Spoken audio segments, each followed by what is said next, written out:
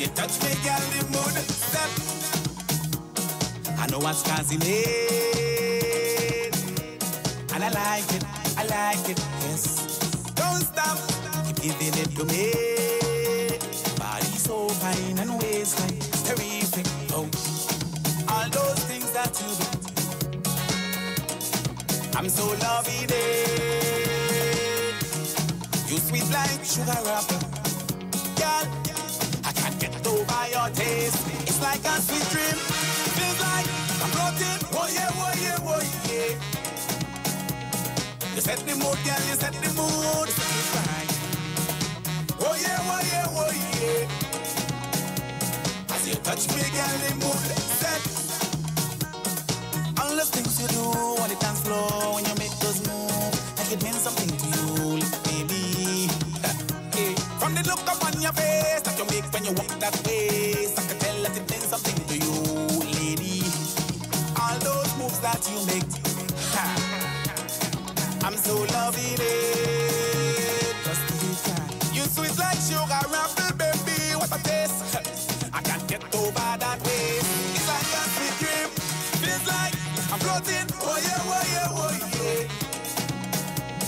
You set the mood, girl. You set the mood. Oh yeah, oh yeah, oh yeah, mama. As you touch me, girl, the mood set. Wind up on it, wind up on it. Cause that's the way I like it, and I love it right. Slow wine on it, slow wine on it. Baby, I love it when you slow it right.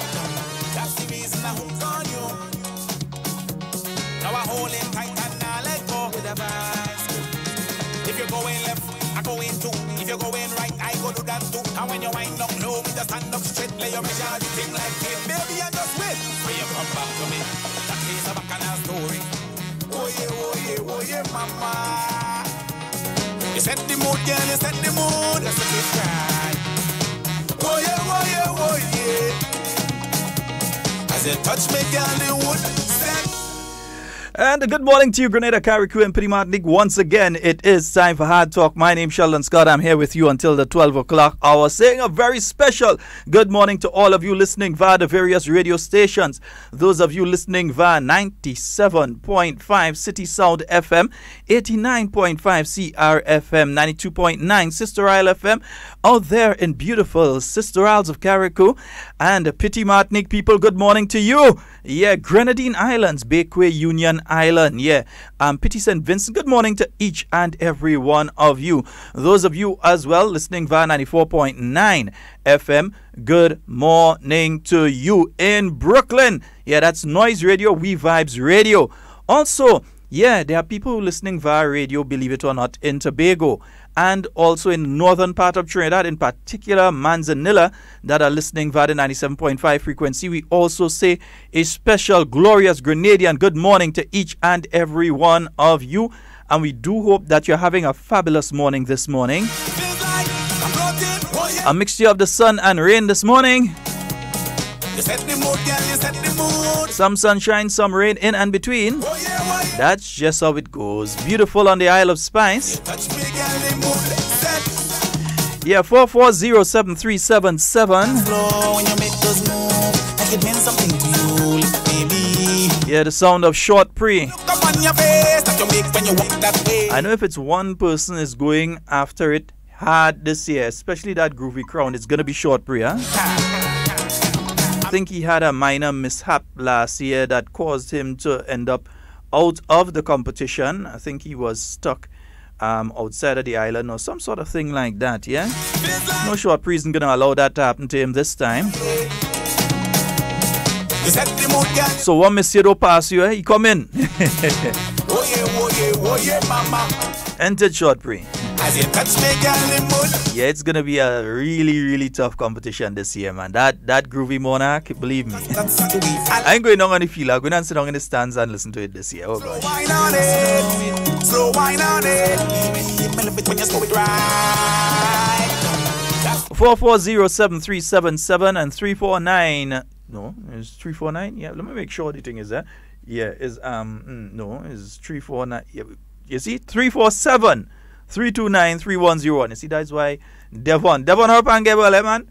Yeah, that's why Devon does have to deal with that thing, because it's Devon that doesn't remember that. I doesn't remember that overseas number at all. I really had to make a special effort. I could internalize all sorts of things, but for some reason that number just ain't sticking in my head. Yeah, so Neil, Andra, Sherman, Dave, Hazel, Dexter, good morning to all of you on the live this morning. Nazi B, good morning to you as well, folks. Remember to like and share the video. Terry, I see you've joined us. Like and share the video. Like and share. Kim, good morning. Like and share the video, folks. Like and share the video. Yeah, you have to click on the look. Let me see. Let me make sure I'm doing that. Nice. I have to make sure I do it too. Right. So I have to like it, and then I'll go in and share it. Nice. And I'll go in and share it public. Right. So you like it and you share it. So you gotta like it and share it. So I'm saying a special good morning to each and every one of you. Nice. And share it public. Right. So you like it and you share. I am paying taxes here. You should shake my hand. Well, me can't stop. Tax on it. They're taxing it for the sake of the country, for the sake. Tax on it. They're taxing it for the sake of the country. And we've got a call online. Good morning. Hello, good morning. Morning. What was the total for the rest of the candidates last election? The total for the rest of the candidates. Yeah, because I'm trying to figure out what 23,000 for NDC, 33,000 for NMP, and then that is where the problem is. Not a problem. The other candidates, Aye? the other candidates, I think the most that any other candidate got may have been Terry Forrester in the south of the island, and I think he got like 80-something votes or something like that. All the others are way under that.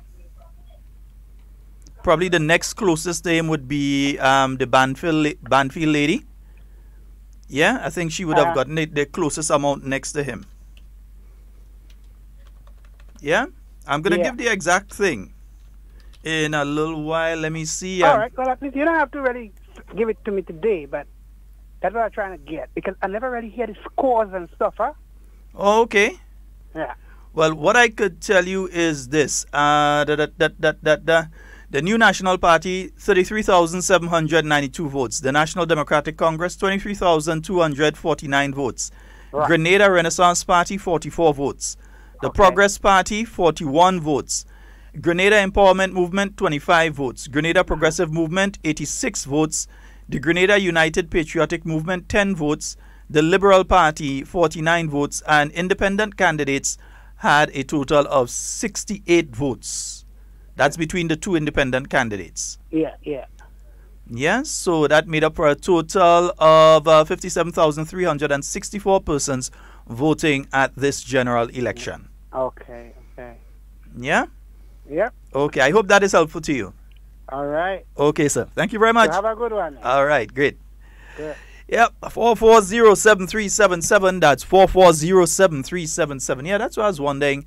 Because a particular individual who seems to have a problem, I admit openly that I have a problem with mathematics. I don't come and try to play things that I'm not.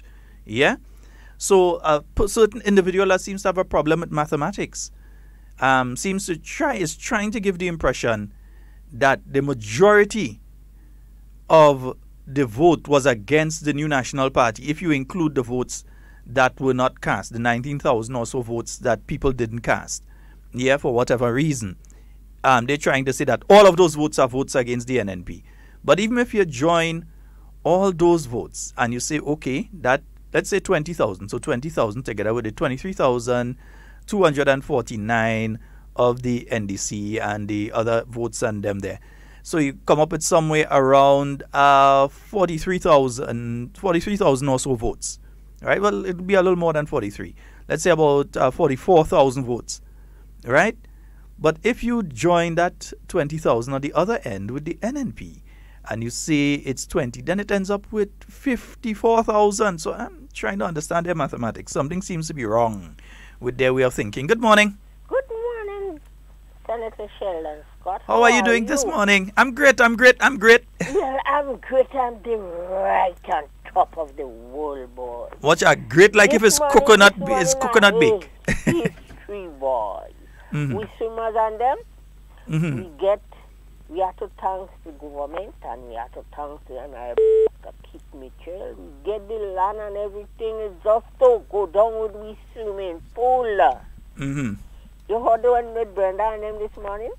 No, I was unable to hear that this morning. Oh God, you must. I show you. But I'm fully aware. No, but remember, Miss Jacob, remember which ministry I used to be in back in 2013 to 2015. So I'm fully aware of the situation with the swimming pool. In fact, what has happened when it comes to the swimming pool, there have been so much discussions, so much different ideas that have come forth and so. Now the funding is there. Yeah, but the problem, you hold on. I'm telling you what is it. I'm not what people say. I'm telling you what it is. They've had several locations that were put forward to do the swimming pool. And I'm talking both under the New National Party and under the NDC. At one point in time, it was said that the pool should have been done in the Montrouge area. So where the youth center is, after the trade center there, you have the youth center, that the pool could have gone to the back of the youth center. I think there was a little pushback by some of the hotels and so in the area and other people in the area that would not have been the best location because of the noise associated with the activity and the fact that you have hotels close by. So that if you have a swim meet, it may affect the guests at the various hotels on both sides of the strip. So that idea was abandoned. Then there was a next idea to do the swimming pool in St. Paul, where they have the swimming pool right now, to acquire land, some more land close to it, and to do the swimming facility there. That itself, I believe, fell through because of one or two issues and so that was not a possibility. There was the third one, to do the swimming pool in the Caliste area. I think it's somewhere around where No Problem was or somewhere around there. That there's enough land around there that the swimming pool could have been done there. That was during the time of the NDC. That fell through as well. The last one I remember being discussed was doing that swimming pool as part of the National Stadium complex. But the only place that you have that pool would be able to go would be over by where the warm-up track is, over to Grenlec side. And I'm not too sure because some people are speaking about dust coming down from the hillside and all sorts of issues were raised in relation to that. So that's as far as I know in relation to the location. I know the funding to do the pool was available through the Grenada Olympic Association and from the world body. That I believe funding was available to do the pool. I'm not sure if the funding is still there because if you don't use it within a certain space of time, they just take the money back. So that's why I know it was, but I don't know what's the latest with it. Well, you get to know. Well, I feel so happy. Well, I many times I've heard that we get through, and then at the end of the day, some other issue comes up. We get through this time. We fight. Everything we show. Because the lady tell us this morning, well sure the swimming pool is well intact. The head of the Gaffin, they call it. The local swimming organization. That's Miss Pamela Cherubin and others. It's a lovely lady, brother Sheldon. Oh God, that lady looks so nice this morning, and a big arm this morning. So I'm happy, brother Sheldon. We have something. But don't mind, we going with the bathtub, we're making a lot to come in places in the bathtub. Well, when we get a bigger swimming pool, we're mashing up the place, but that's a lot. No, the thing with the proper size swimming pool is not just the training and all of that. It's that you can now host other countries for a swim meet in Grenada. And you can also train your swimmers properly here. Right. The swimming facility that's in Good Hope is not the proper size and so on. It's good for the training, and we've seen that the youngsters have been doing extremely well. Extremely well outside of Grenada, training in that small pool. But we do need a facility so that we could call everybody here and beat them here instead of having to go in the place and beat them all the time. That we could bring them here and beat them here. Because look at just now, we calling how much people, how much what they call it again, country, coming in Grenada. Just so, I think it's on the 28th of this month. They're coming in. The 28th of this month? Not the 28th. I'm trying to figure out which you're speaking about the Grenada Invitational? That's right. Yeah. Yes. But so much people coming in, and if you and we could, well, we have to big up Dr. Kit. Dr. Kit know they know how. He know how to do things. He know how to get people on board. So that's why we have to big him up.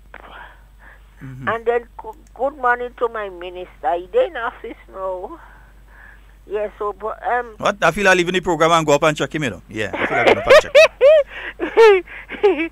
Brother Devon, make us boy, I prayed for you, boy.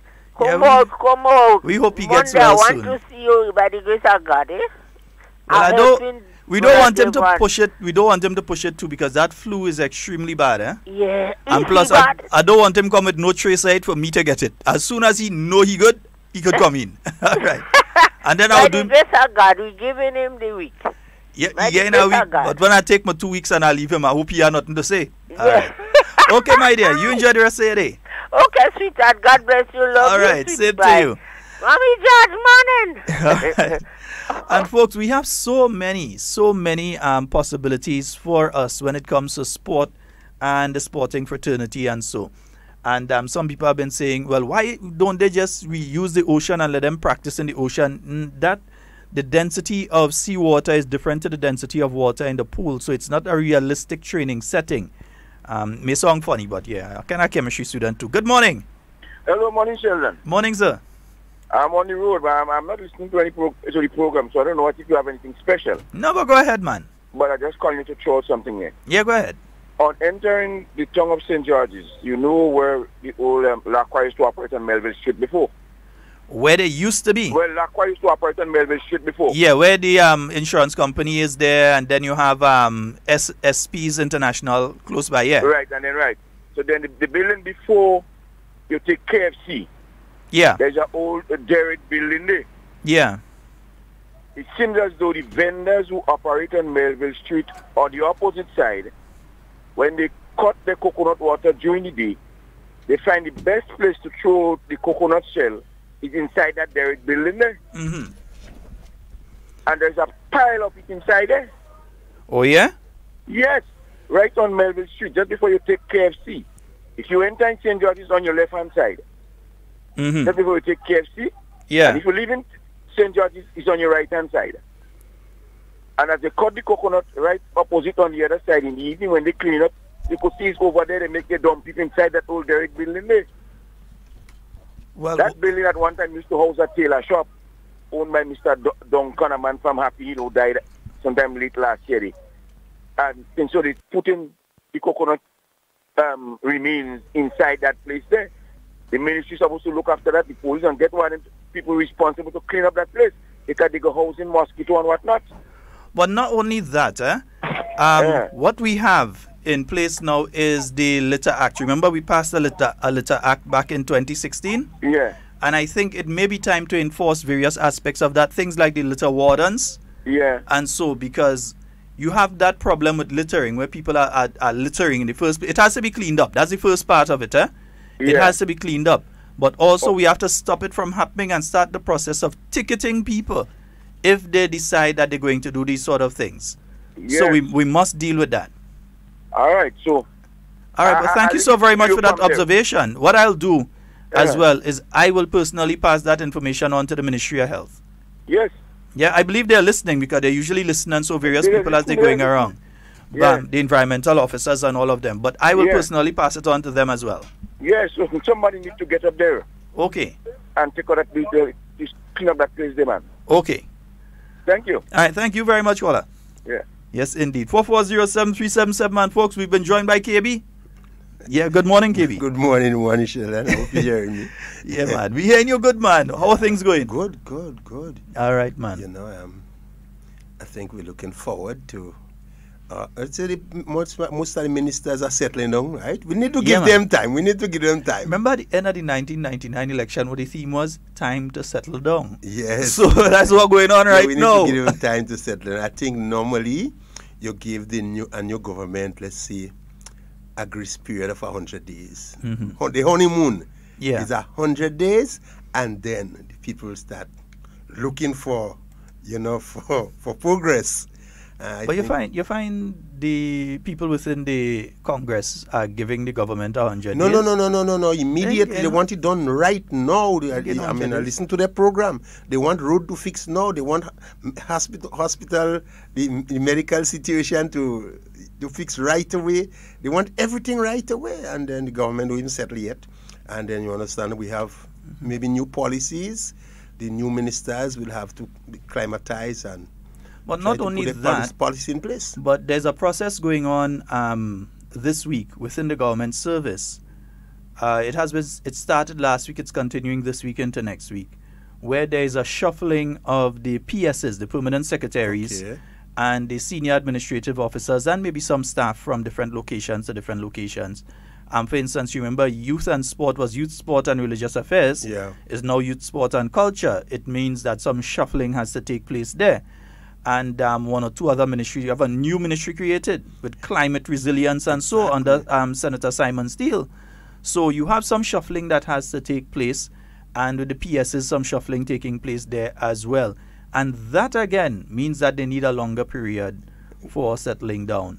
Even if you're a minister that was there before, you have a new PS coming in, a new SAO. Ministers. New brand new.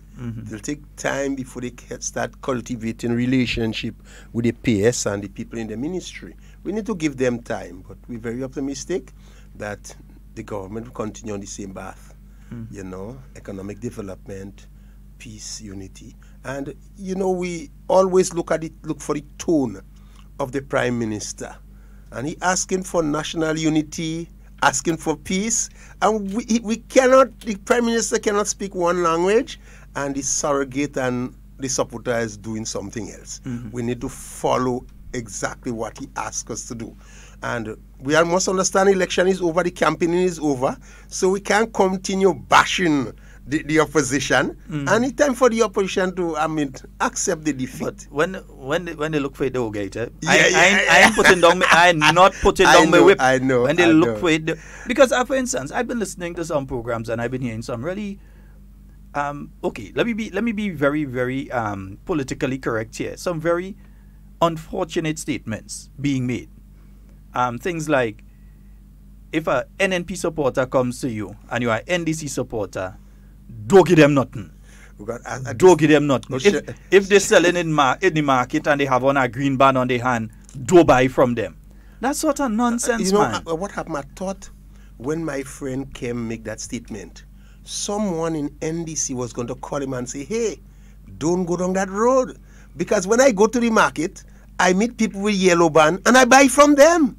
I wouldn't say, well, you have yellow band, let me go and look for someone who have green band to buy. This thing looks so childish and petty.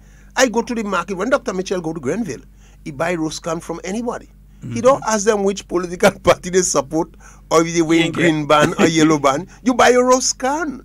And I don't understand how, Kem could be saved. This morning I heard him again. I thought by now some sensible NDC was going to call him and say, hey, don't go down that road, because not only poor people, not only NNP that have poor people, he have a lot of poor people support NDC and they want help. They will go to the NNP friend for assistance. They will have right to go to the MP for assistance, because after election, the MP become the MP for everybody. Not NNP MP. Dr. Mitchell now become the Prime Minister for Grenada. Not NNP Prime Minister. Even the Governor General is Grenada Governor General. Yes. Anything she do, she have to appear to be fair. Even the Prime Minister, whatever he say, whatever he does, have to appear to be fair, because he become Grenada Prime Minister. And we should not allow people to divide us among party line. I'm glad you observe it. I heard it and my stomach boil. When I hear that, I say, come on, man. That's the direction. And it's so un-Grenadian, because as Grenadians, we do operate you're so correct, that is not us. Even in the days of GNP and Gary, you think anybody used to go in the market and say, well, I'm buying from that one is a GNP? You go in the market and you buy what you buy and all kind of thing. When the time comes to vote, you know where you go and vote, you support your party and that kind of thing. And that is the reason why NDC base remains stagnant. They will continue get the same amount of vote, and the result will be same. You cannot doing the same thing all the time and expect a different result. You cannot be saying the same thing and expect a different result. And it's time for someone with sense. I mean, for Grenada's sake, call if I behaving like that, call me out. If Sheldon Scott behaving like that to divide this country, call out Sheldon.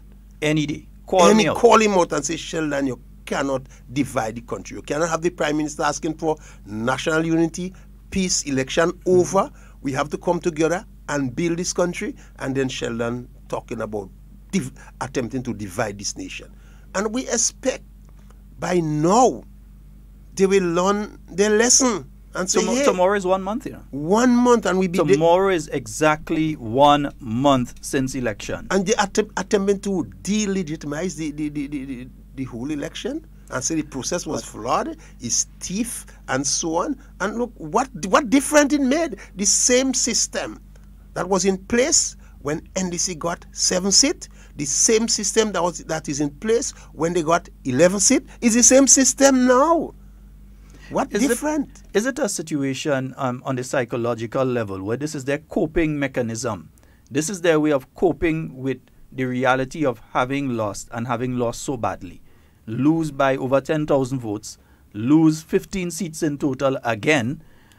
Is this their psychological coping mechanism in order to deal with the defeat that they have faced? Well, you see, Sheldon, we all know that internal wound will take time to heal. We all know that.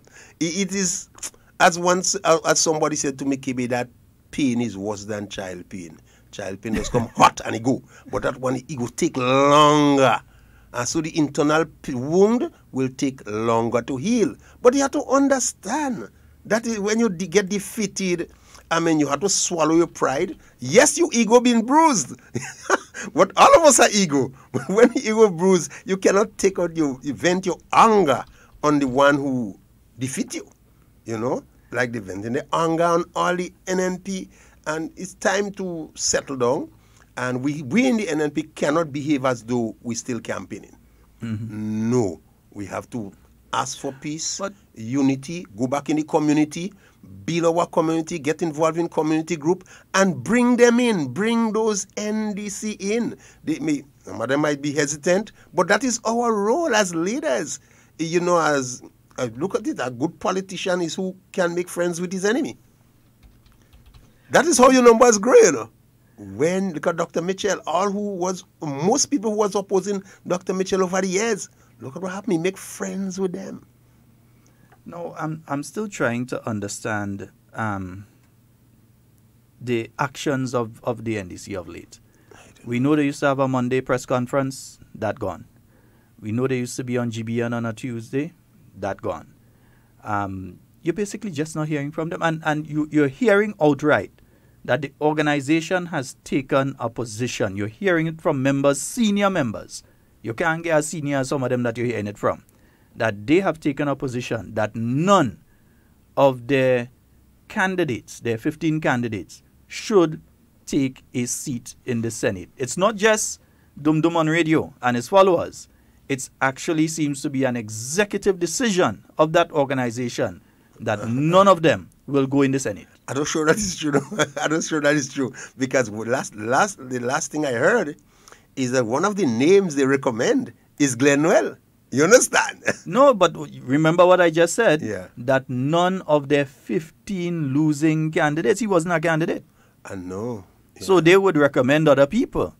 But none of their 15 losing candidates, none of the 15 people that sent up for election, they would recommend names, but they did not recommend any of their 15 losing candidates to go into the Senate. This is mind-boggling. Here you get an opportunity to go into the Senate, to articulate your position, what your party stands for.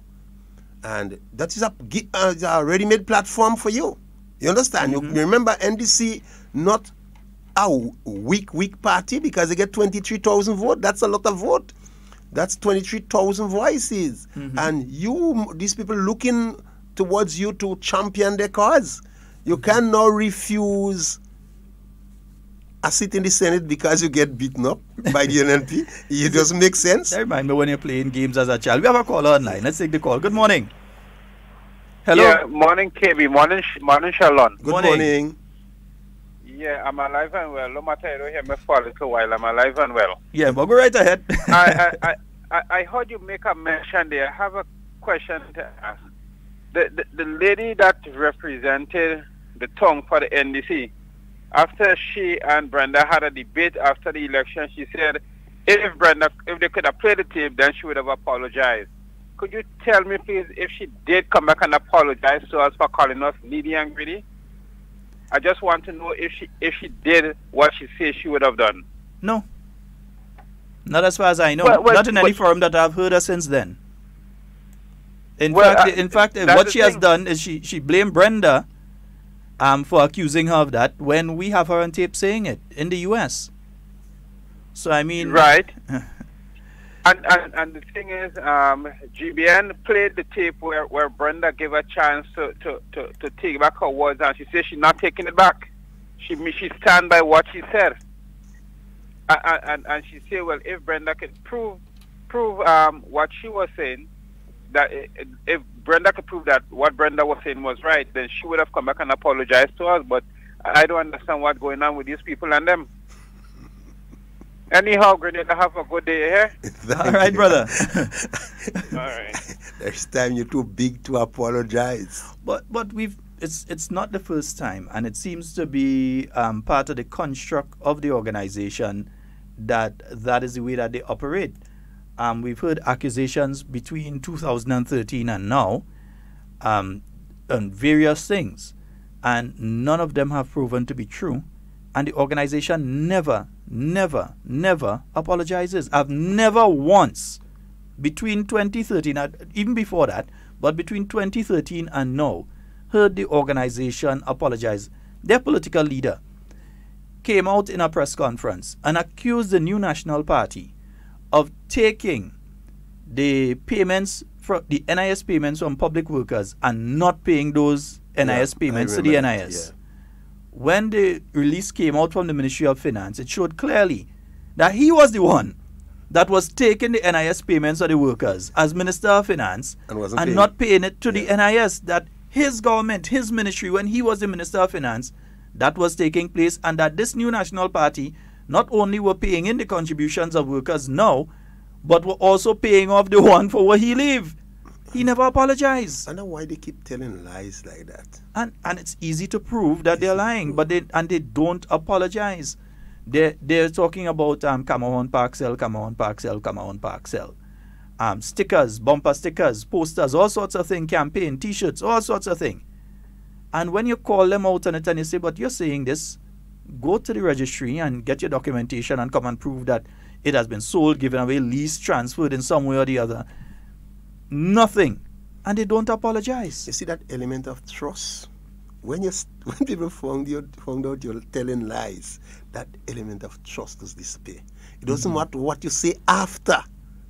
You understand? You can't compensate for the lies you tell to the Grenadian people. For instance, we've been kicking the other day when the NDC was saying God sent Uncle Tilly. And Tilly now also insinuate that some divine intervention had to do with winning the election. I said, well, look, you just don't lie on God like that for 4.5 years and get away. You understand? And not even that, not only you tell lies on God, but after you lose, you start telling lies on the devil, saying it's devil that caused an NP to win. It's Obia that caused an NP. When you're saying those things, people start questioning the level of your intelligence and wonder how so-called intelligent people could reduce themselves to such low level by bringing this Obia in this thing. I know the leaks, you must, have them kind of, thinking funny. But KB, why are you reducing yourself to such a low level? But you have been on this program and you've been on other programs in 2017, not this year, 2017. And in those programs, and we have the programs here, we have them online, you did say that when the licks pass, certain people are going to get the blame. Yeah. They are going to blame Jenny, yeah. Naz, Mm-hmm. Ubia, Mm-hmm. and Papsy Russian.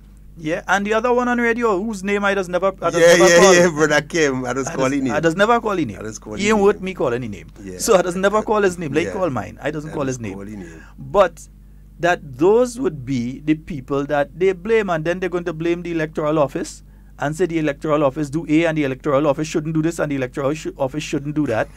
And that is exactly what happened. You said it for months before election. They've been saying it days before, and it come to pass. What was bothering me, Sheldon? Eh? I was in NDC. Judy Benoit was in charge of the electoral office. Mm-hmm. That office was infested with supporters of the NDC. You understand? Even while NNP were in power, we wondering how most of the ladies inside the electoral office was friend with most of the men in NDC. So we used to kicks. We used to kicks on it. And what's surprising, one of the leaders in the NDC had recommended Judy Benoit to be a candidate for the NDC against Gregory Boyne, I'm certain that leader, if he hear me now, he could bail me out. He, one of the leaders of the NDC, recommended Judy Benoit to be a candidate against Gregory Boyne. Now, Dr. Micheldo ball out all kind of Amway Bakey because of that. He went on the ground with the NNP. They did their political work, and they win the election. When you don't do your political work, you tend to blame everybody. You don't blame yourself. You blame people. That's when you fail to do your political work. NNP always on the ball, doing their political work constantly and keeping in touch with their people. So by the time 11 o'clock, 12 o'clock, NNP wanted to sing victory by 12 o'clock. Because they keep in touch with their people all through the years. They service their people. While NDC on cloud 9, looking for what you call the kind of surprise vote, or you call it again? The silent voters. but Sheldon, could you touch silent voters? You just know them, you know where they are? Because you don't know. You don't know them. I zombie vote. You don't know where they are. There was something that took place in St. Andrew. You are St. Andrew man, you're up and about St. Andrew, and you know that prior to the election, they kept saying NNP is a bunch of thief, NNP is a bunch of this, NNP is a bunch of that. And the day of the election, the night of the election, in fact, the people of St. Andrew who voted NNP came out and started to tell the NDC people, no new thieves, same old thieves. They started to tell them that because of the same perception. They came on the campaign on the same sort of nonsense that they've been campaigning on since the 1990s. But Sheldon, in fact, since the 1980s. Sheldon, if you have goods on the shelf and people don't buy it, it become expired. You can't keep selling it. And that is what they were doing, keep selling expired goods to the Grenadian people, and nobody buying it. People want things new. You understand? People want to make sure your economic policy can enhance the economic situation. And that is what the NNP sold, and the NDC failed to sell anything that resonate among the working class of this country. So they paid the political price for it. I'm hearing of a major resignation in the NDC, though. I don't know if you hear that one. No, I don't hear it. I'm hearing that a certain, I don't want to call the exact name, but you won't get the gist. A certain female candidate has resigned. Okay. From the NDC. I don't know if you've heard the same thing. I've been hearing it since last week. I've been hearing that a senior person within the NDC, a former candidate, has resigned. I wouldn't surprise because I ain't calling name. It's taken an NDC 15 years to win a seat. Most of them went twice and they lost. If you go a third time, that will make 15 years. Would a party tolerate you? Take 15 years to win a seat? Well, that's a long time. Let's look at it in the context of Tillman Thomas. He lost in 1990, 1995, and 1999, but he came back in 2003. And he came back in 2003, albeit as the party leader. Yeah. At that point in time, he was not the party leader before. I know. And he would have lost 3 times in a row.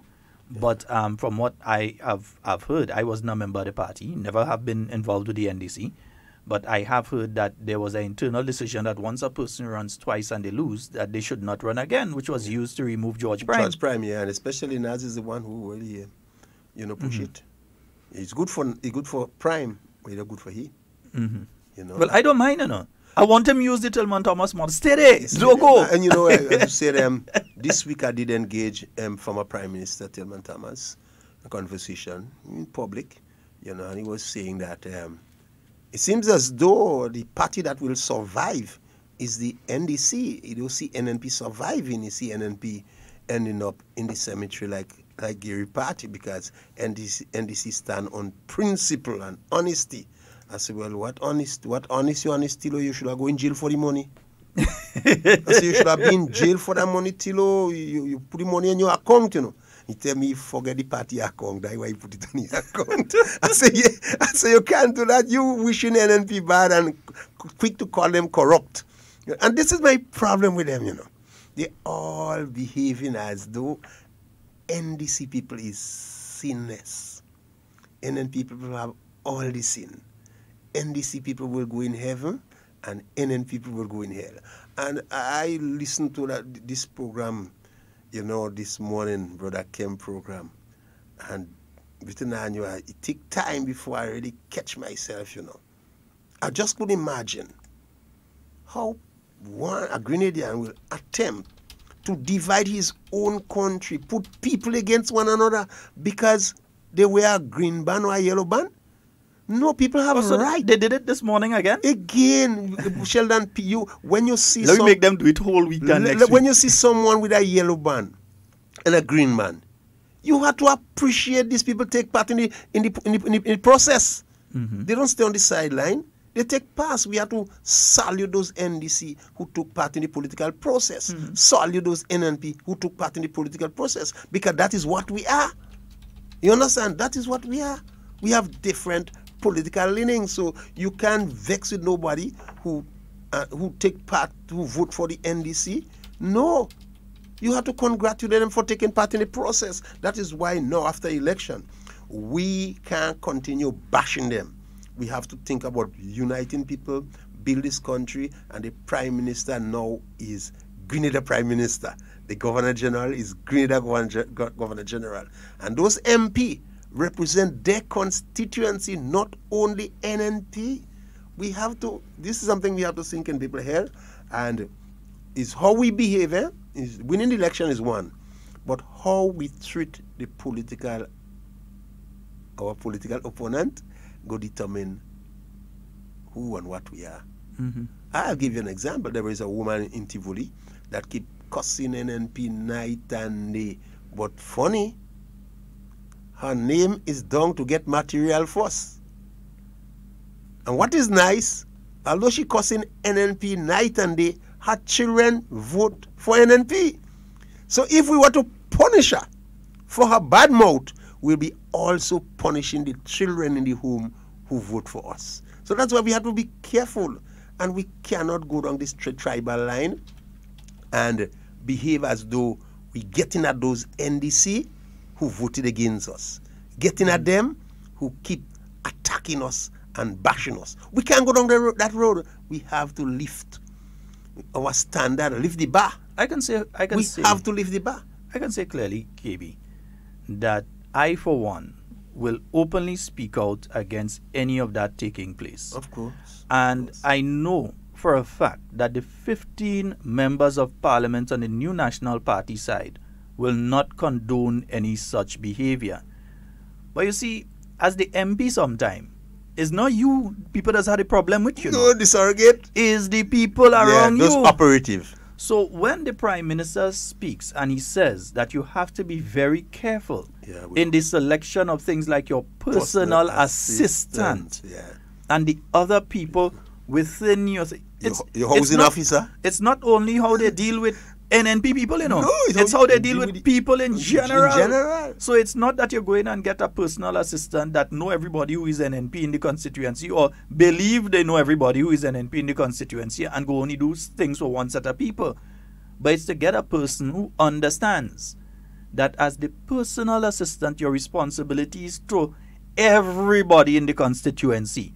And everybody must be treated fairly and equally within the constituency.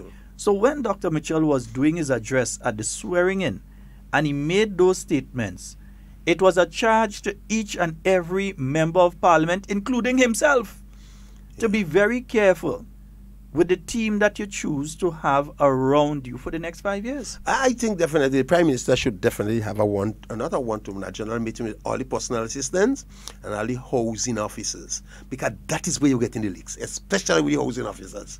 Yeah, and especially if you have a young... Sometimes it's unfair. Oh, gosh. Yeah, but it's unfair. But sometimes if you have a young male in charge of housing, you're in trouble. And sometimes don't put no young man in charge of housing to give material. Don't sometimes it's just even the perception. It don't even have to be true. Exactly, the perception, you know. But still, we get too much blows for having a young man in charge of house repairs. Too much blows. Give a female or elderly citizen, old man. You know, that is why you have to be careful, because you know politics is not what is true or false. You know, is what people perceive. And as you're correct, this person may be doing the right thing, you know. But once people perceive, hey, that you're going to use the government facilities for your own selfish, narrow agenda, you have a problem. That is why. And again, the personal assistants, they have to be well, let's say trained, but at least selected too. You know, are you correct? Because a parliamentarian might lose vote, not because what she do, but the behavior of the surrogate or operative in the constituency. Well, it goes from the personal assistant right down to the receptionist in the office. Because if somebody come to the office and the receptionist give them an attitude, or they find they call in and nobody answering and the receptionist sit down there, or if they find every time they leave a message for the minister ain't getting the message. When they see the minister, the MP. When they see the MP say, well, I didn't get no message yet, but I leave a message with so and so for you.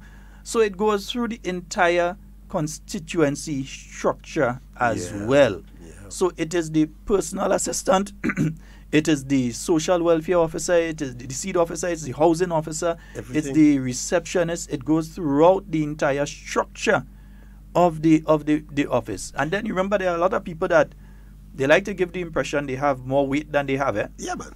So every time they see the MP around, they come and they make themselves present every time the MP around. And they give the impression that they are the ones in control of certain things, or they are the ones that are in charge of this or that. And if you want that, you could check me and I'm going to check the MP and that sort of thing. And we have to be very careful with those perceptions. Sheldon, you're so correct, eh? One phone call could cause an MP to lose a seat. It's how the receptionist answer the phone. You understand? How she answered the phone. And even when you visit the office and you ask for the MP, because you may ask what you want to see the MP for, you know? And you have a lot of people don't want people to know their business. They want some personal, you know, things from the MP. They don't want the receptionist or people know. But you know, you can ask that question and you could ask it the right way and the wrong way. Yeah. You could ask the question, but if you say, what you want to see him for? Exactly. That's the wrong way. The way, you know, is how you respond. And in a lot of office, even I tell you, I don't want to zone out. Unfair to zone out constituency, but I heard a lot of people say, you see them people in the office, me have time with them, no? Me going in that office. I hear it all the time. All the time. You hear it all the time. That is why some people prefer to walk from Sotes to Happy Hill. It shouldn't be like that. They feel they will get more, they'll get more reward or some. They will get a better answer in Happy Hill. But it shouldn't be like that. It's how you relate to people. And especially if they know this person did not vote for the MP, they want to treat them with scant courtesy. But no, the office is not an NNP office. It's a constituency office for everybody. You understand? Like my friend Prince, you know, before he started getting bashing from the NDC, he went to look for Miss Yolan Bain. And those NDC heard or saw him come out in Yolan Bain office. So they call him and ask him, well, what you come out and do in Miss Bain office? So Prince said, well, that is the representative in the constituency. I wanted some help, so I go to her because that is the office for the constituency. So they said, well, look, they want to find out what you go there and do. But this constituency office is for everybody, NNP and NDC. Is not a NNP constituency office. So when a NNP, see a NDC come there, you want to, with open arms, you have to be glad to see this person coming in, with his assistance, with his help they want to give, you give them whatever help they need. But you see, KB, one of the things that I started doing at my short time that I spent in government was that when a person approached, in fact, you shouldn't even know it's a NDC. You shouldn't know it's a NN because you shouldn't care. You shouldn't care. You shouldn't care. So that when a person comes to you, look on them per the issue and the person and how you can assist, if you can assist, and if you can't assist, that at least you know who to send them to assist them because they have a problem. Sometimes, and if you cannot assist, you better know where to send them so that they can get assistance. You go in some office, as you see their face, you want to turn back. They don't even know how to smile. You see, I think, you have to start training them in, customer service, public relation, how to deal with people. A pleasant smile, a pleasant, good morning, accommodation is how we treat our people will determine what we are. I can use the example of in Jamaica. After Hurricane Gilbert would have hit, that the then government went out of office. I think it was the JLP that would have been in office at that point in time, and they went out of office. And part of the reason that they went out of office was that during the rebuilding period, how some people in communities were treated by political activists of the party caused them a serious problem. We saw Hurricane Ivan, 2004. We saw what happened in 2008. If that is not a message in how you deal with people in communities that can seriously affect you, because there are a lot of people. I know in South St. George, for instance, in the 2008 general election, South St. George was one of the places that was hit the worst by Hurricane Ivan. And you had a lot of people that was just upset because they did not receive the assistance that they believed they should have received, or they believed that they were treated unfairly. And if you look at the constituencies that the New National Party would have lost, and so on, come the 2008 election, also look at where Hurricane Ivan did some serious damage and so. So it is how you treat people, especially people in need, not seeing them as this one is an NNP supporter, this one is an NDC supporter, let me help the NNP supporter, the NDC one could wait. But it might be a situation that the NDC supporter, and you shouldn't even be looking at them as that, but that the person who is the NDC supporter may have more of a need at this point in time and really, really needs this assistance so that you assist that person. But that is the perception. You know what is unfair? Some of them might be in the office, will be in the office, and because of the link, they'll get material more than once. And the NNP saying that, the NDC saying that. And it just come back to haunt us around election time. Because that's the only weapon these people have, around election time to punish us for when we do wrong things. They hold it against us for years. That is why we have to be careful what we're doing and what we're saying, how we behave as political activists, especially we in a position of influence. Whatever you do could affect the party, could affect the minister, could affect the whole government, the country. And if you love your party, you wouldn't do something that would damage your party. If you love your country, you wouldn't do something that would damage your country. You sit down in office, you get in material 3 times, twice. And you think that is something good, or you're smart enough that nobody's seeing it? You get in, your sister get in, your cousin get in. Well, you could do that. And most of the time, they hiding from the Prime Minister. But this is the thing. The two people that end up getting blame is the MP and the Prime Minister. Yeah, two of them getting the blame. They are the ones getting the blame. They don't even know that it happened until after the fact. After the fact. Sometimes it happens years after. You get to, MP get to know, Prime Minister get to know, but the damage already done. So you have to know, prepare these people, lecture them, train them in customer service, and PR, and the method of approach, and you just it cannot be business as usual. Because especially when we have 15 seats, we cannot allow, the party, or we cannot allow self-destruction at all. We have to be on our guard and call out to our people. And also, there is the main issue, and this is one that I know nearly everybody listening will agree with. There's the issue of confidentiality. Yeah. That if I go to the office and I apply for something, or I go and I speak to the MP about something and they pass the information on to somebody else in the office to deal with it, that I shouldn't reach home, and by the time I reach home, the neighbor tell me, well, I hear you come out of the road and go and sort out that. Yeah, I do that last week too. That should not be happening. It does happen there. It does happen because it does happen. Listen, I ain't gonna call area, but it happened. I tell you, we have. There's one particular person told me they went to our office, and by the time they reach home, the neighbor was able to tell them what they come out in the office and do. Give me something. It happens in some in St. Andrews. It happens in St. Andrews. I heard that the young lady went by the minister. Mr. uttered something to maybe one of the girls in the office. And imagine that she take it and bring it outside. And before the girl reached home, somebody was able to tell her what the minister said. And I said, Lord, this thing must go on. You have to train these people, And the minister honestly said, oh God, she can't get it right now, she'll have to wait. Because a lot of people in front. You understand? Before her. And that's a genuine case.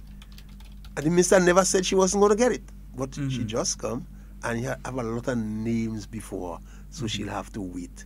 And even the minister said, no matter how urgent is a case, but the minister made that statement, you in the office have no right to go out and utter that outside.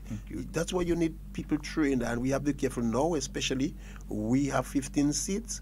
We have to look for everybody. Yeah, we have a call online. Good morning.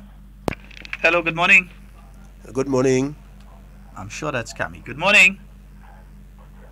Hello, good morning. Oh boy, yeah, me have a slight problem. Another with issue, Cami's phone. Another issue they're attacking us on is the oil, with the Russian. And we're selling it for Russian allowed to sell the oil food they want. I want just to remind Grenadian, the first person the NNP signed contract with was not the Russian, American, Grindberg, you forget? It was Grindberg. Don't behave as though the Russian was the first. Grindberg was the first. But Grindberg did mess up. He violated all agreement in the contract. But most of it. And a thing I think people need to understand is that Grindberg was not a singularly Grenadian thing. This man do the same thing in Africa. All 60 different countries. He do it in the Caribbean until St. Lucia, whoever it is, had to send somebody down here while we in opposition to find out from Gregory Bowen how he beat this man, because nobody else before Gregory Bowen was able to beat him. My problem, the NDC behaving as though the Russian is the first, company we sign agreement with. No, we signed with Grindberg before, American, and he double-crossed us. He take us to court. And the same NDC refused to put up a defense. They wanted us to lose the case in order for Gregory Bowen and Dr. Kit Mitchell to get the blame. But how they forgetting? How they could forget so easily? But during the campaign, the political leader was saying that them that win that case, They win the case. We'll come to that. Put up no defense. Good morning. Hello, good morning. Hi, morning, Senator Sheldon. Morning. Morning, you and Mr. KB. Good morning. You blessed me so much with that program yesterday, with appreciating with young people. While I was so sick the day before, I heard what you and KB were mentioning against what the guy was saying with the green ban and not buying from them. I was so sick at heart. To imagine we will have to treat with people like that what going on with people's, what really going on? But anyhow, happy to hear you did the program yesterday and was such a blessing. All right. Sheldon, I want to ask you a favor, please. I have a lot of those blue barrels for Nice. sale. If I want to make an announcement if people are interested in buying some. I have about 6. Give your number, and it will sell out before well, the I could program say it done. on there, 444-1726. 1726. Yes. 444. All right. So if anybody interested, please call me. I have about 6 of those blue barrels. How they going? Plastic bar? Well, I know, I think about I pay 30 US, but 34 US, but I can't sell it back for that price. So I'll sell $40 for one. Okay. Easy. Before you're done that gone. Eh? Before this program finish, Eh. those barrels will be sold. You All go tell me right. better. So get the number again, Okay, 444-1726. 26, yes. All right, great. Okay, good. All right, Bye-bye. my dear. Sheldon, it seems as though a lot of people are upset with that. You know, they try to victimize people for this green ban and yellow ban thing. We have to raise our standard, our level. KB, Boy. I think outside of that, let's look at it from the political, psychological standpoint that they're trying. The tactic is simply this. Before the general election, you're giving out bags and so on. They say the bags are demon in it, don't take the bags. Because they wanted the program itself of providing something that people really needed and had to get for the children, they wanted that to fail. Then they came with the story when the T-shirts arrived here in Grenada. They had the T-shirts here in Grenada. They started, Dum Dum and Associates, the National Democratic Congress, and sorry for calling them names, but that's the only person I will continue to call a name because I ain't calling their real name. But the National Democratic Congress started that campaign about, oh, the T-shirts come from Haiti, and don't take the T-shirts, and they're coming out with the green band, and they're giving away the green band and the T-shirts with money, and all this sort of thing, because they did not want people to put on a green T-shirt. They did not want people to put on a handband. They did not want people to show openly their support for the new National Party. And it continues now with this nonsensical story about if you're vending in the market, don't put on the green band, because they don't want the new National Party to seem as it has support. Because before they started saying that, the story that they were pushing, and I could prove it because we have the tapes, they started saying that just now you go see the stop wearing them green band and them. And then they started afterwards what they perceived to be the story to make people stop wearing the green band. So a vendor now go say, well, I might lose a 2 sale if I keep on that band on my hand, let me take it off. And then they would be able to come and say, see, we did tell you that they go stop wearing them green band, the government losing support. So you understand from the psychological and political level where they're coming from as well. You see what happened once, the NDC allowed my friend Kem Jones to set the tone and the agenda. They will continue to put a serious political price for it, because he's so antagonistic and confrontational, and he don't care is what benefit him, not what benefit NDC. And as long as they fail to distance themselves from him, they go always have problem adding to the beast. They have to understand that, and I'm not afraid to call him out and call his name, and because I can't stand he trying to divide this little country of ours. But even worse is that the leadership, if they actually have leadership, of the NDC isn't distancing themselves, isn't trying to correct the course, isn't coming out and say, don't do that. They're actually tacitly supporting. I listened to Claudette just this week, and I heard some of the statements being made. And it's basically like a mirror a mirror that's shining on the same program, because you're hearing the same statements. It's like they're taking the cue from him instead of giving him the cue. You think I could come and say any and anything here just so? No. I could talk on something, but I know the parameters in which to talk. Exactly how you and mean. I know what my political leader and my political organization, I know what our view is. I know what our modus operandi is. Course. I know what our policy is. Yeah. You think I won't come out and plus I'm not that type of person in the first place. That's not my nature. Scott. That's not me. Sheldon Scott. And I wonder if those NDC don't pick up the phone and call the other NDC at night, because they all have the same attitude. They behave the same way. You speak to a NDC in St. George's, he behave the same way as one quite in Guav. The activists of the NDC, yeah, you're They hearing behave that. like they have the same attitude, negative, like doom and gloom, no hope for this country, no future. I don't understand how you will live in a country and wishing everything go bad. What's about your children? What's about your friend? And between you, the family so intertwined in this country. We have a lot of friends in NDC, you know. Another family. Our relatives are not in NDC, you know, so tied up. That So will soon come over, though. You're working on all we cannot continue to, you know, attempt to divide this country. I think we have to go back in our community now, even those all the activists, and build community group. Pull in NNP, pull in NDC. You have a senior citizen with about 5 or 6 people in the home who need a toilet and bath. Let's work it out. Contact the MP. Let's do free labor and put up that toilet and bath for that elderly person. Whether it's NNP or NDC, it doesn't matter. That person need that in the community. We need to bring back that community spirit and get on the ground and help the poor and the vulnerable in the community with that NNP. Because the NDC does behave as though it's only NNP have poor people, you know. They don't behave so. NDC have a lot of poor NDC who want help, who need assistance. Don't behave as though it's only NNP who beg. That's not true. You have a lot of NDC that begging too. So don't try to humiliate. Don't try to. I want to tell Kem Jones that in this morning behaving as though only NNP begging. No, Kem Jones, he have a lot of NDC begging too. And he have a lot of NDC that need assistance. And it is our duty. We have the moral obligation to assist those NDC who need help. But let me ask this question, because it's a question I asked yesterday and I'll ask it again. Now, you have, let's say, God forbid, one of these people that calling and saying, don't buy from people and thing.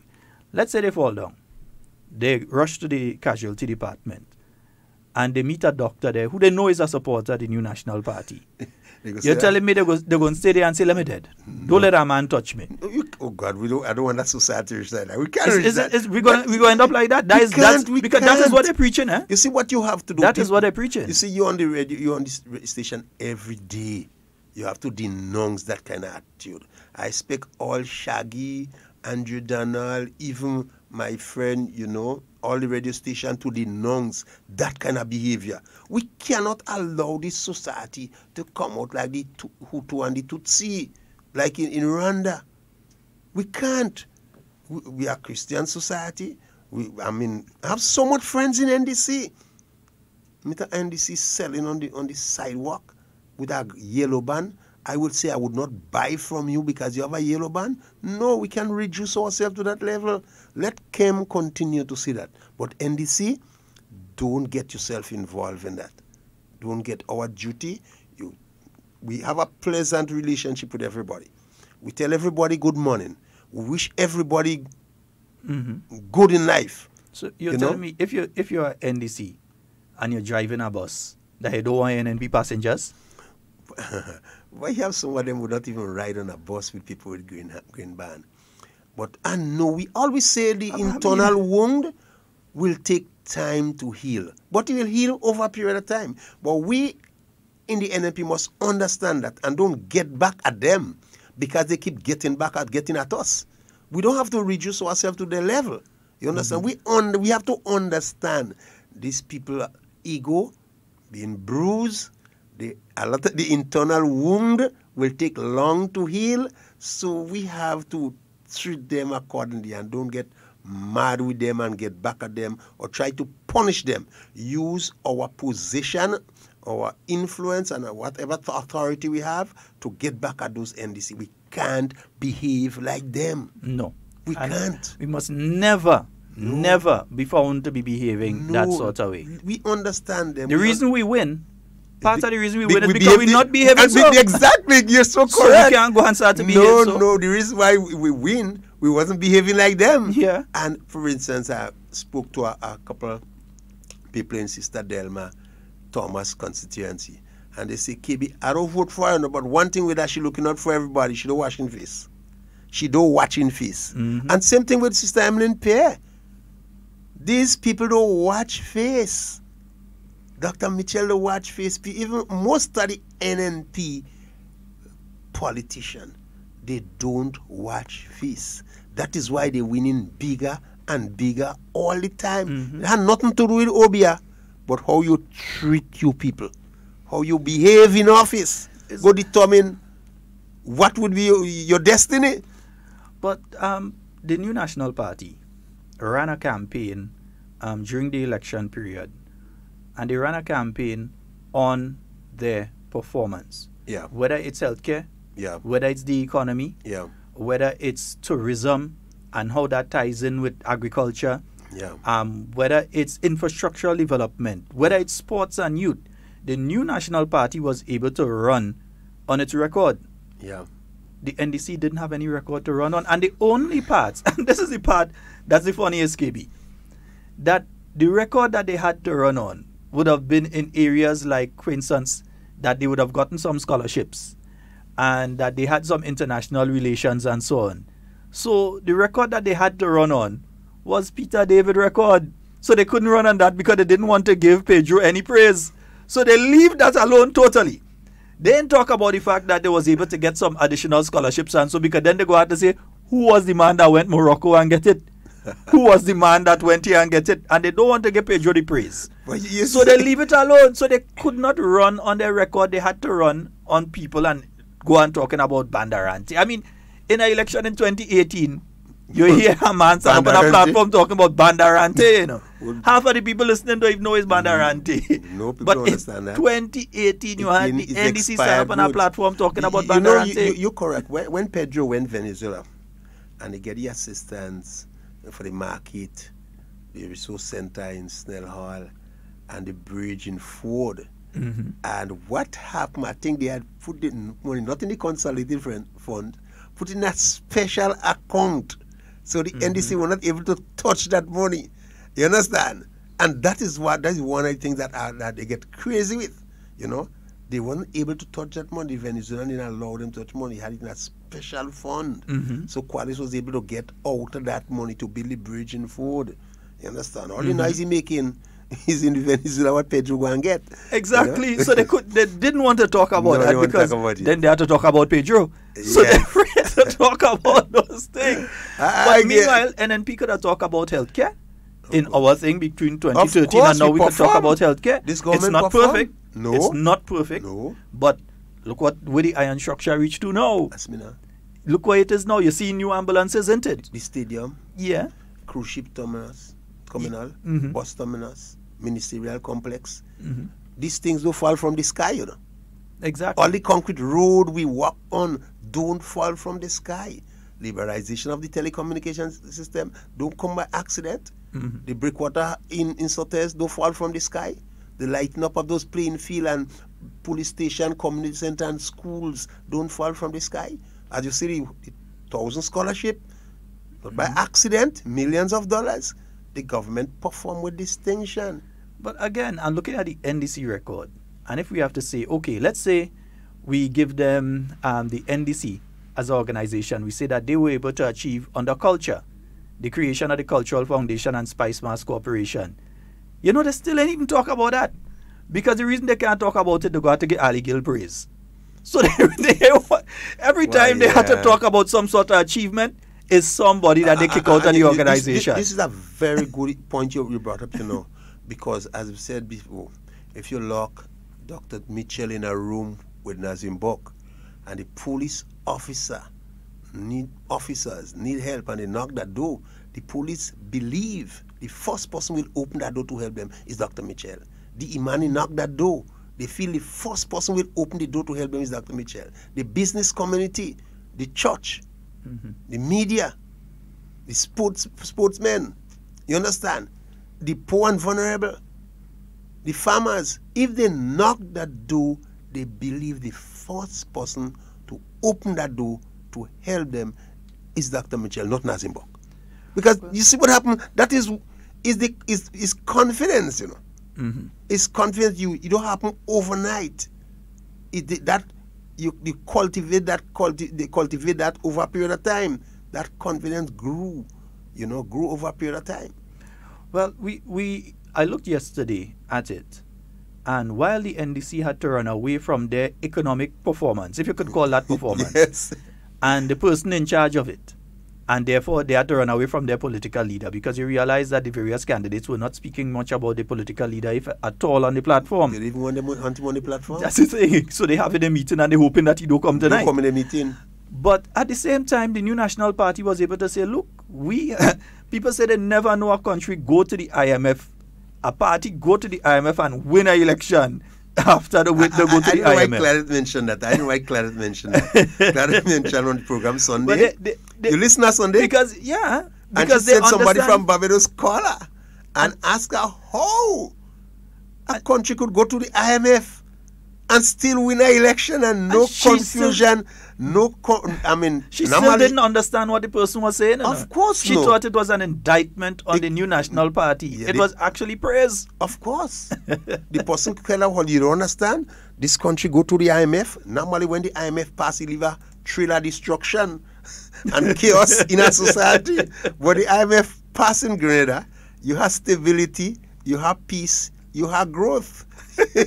You understand? NNP didn't have to run from the fact that we went to the IMF. No. We went to the IMF and we taught the IMF how to do things in other countries. Because now they take the Grenada model that people like Dr. Mitchell, Timothy Antwine, Mike Sylvester, the entire team there, the Ministry of Finance, together with the cabinet of this country, people like Oliver Joseph, Nicholas Steele, and so that structural adjustment program that was put together and was implemented successfully in Grenada is now the model that's being used for other countries. Whatever I know, yes, they will give the NNP praise for the stadium. Mm-hmm. They will give them praise for the complex, the cruise ship terminal and the bus terminals, and all the hotels and marinas. But our greatest achievement is what you just speak about here. Getting the social partners together and put a human face to the IMF program. That human face is to make sure that your social programs don't get cast aside. Because usually when the IMF go in a country, the first thing they say is unnecessary spending. So they start to tell you chop. So they say, okay, what you're giving food baskets to these people that ain't necessary. Let them go and plant the land. They cut that. They say give them some seeds instead. We will get that off our grant program for you. What you're helping these children and them go to school? No, let them go to school closer to where they live in. And they cut that. And that's how the IMF usually used to operate. When they come in with a hatchet and they start to tell you, cut out this, cut out that, cut out, so reduce spending on social programs and increase spending on other areas like debt repayment and so on. That's how the IMF usually operate, but the Grenada model wasn't so. A balance. The Grenada model had to have a balance. In fact, by the end of it, the IMF, and people was wondering if it's the IMF saying that, and don't take our word for it, go on the IMF website and read up on Grenada, imf.org. The IMF was actually saying that they want us to increase. The first country ever heard the IMF saying increase on social spending. Because you want to use us as a role model. Yeah. Like what happened in Iceland and so on? Chaos, riot. You understand? Because Greece, the social, social partners get upset because the social program was cut and the poor and vulnerable left to fend for themselves. But do you think what do you think about the social partners itself? We've heard Prime Minister speak at various functions so far, even during the campaign, on expanding the social partners right now. I know it's a model that even when I travel and you explain the social partners, people are taken aback and they say, well, listen, this is something definitely that we must copy. We must copy what Grenada has done with this, because that in itself was one of the main components to the success of the structural adjustment program. So when the unions there and they know how much money coming in on a monthly basis, and they know what has to be done, so they have a full understanding of what taking place with the economy.